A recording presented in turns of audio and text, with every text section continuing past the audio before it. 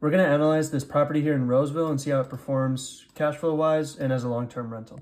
Looking at the photos here, we can see the property's in pretty good condition. So to be conservative, we're going to set aside $2 to $3 grand for rehab.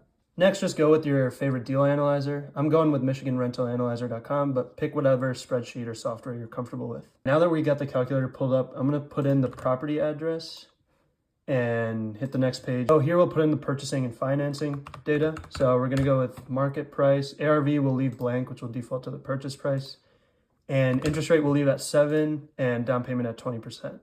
So now we're going to throw in our cost and income. For closing costs, I took 3 to 5% of the property value and just put a number in between that percent range in there. For rehab costs, we saw the photos. It didn't look like there were any obvious signs of repairs needed, so I put in $2,500 to be conservative.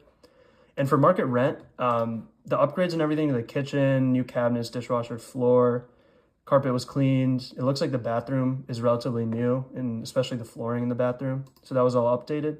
So we can honestly go for a little bit higher in this rent range. So I think I went with $1,300, but you can look at comps once you're done with all this analysis and see which rent you want to go with. Vacancy rate, I'm going with 5%. And now we're going to take a look at the operating expenses. So for a property like this, it's going to run around $900 to $1,000 a year. Property taxes, we're going to use this estimator to calculate these accurately. So we know this one is in Roseville. And in the listing, it says school districts are Roseville Community School Districts. So I'll throw that in here and calculate the property taxes.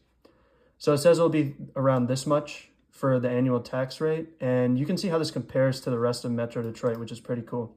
So you know if your house is in Roseville and you're buying in this school district zoning, you can see that you're going to pay 32% higher than the rest of Metro Detroit. So that can kind of guide your decision on whether or not you want to buy a rental here, because this can really make or break your cash flow.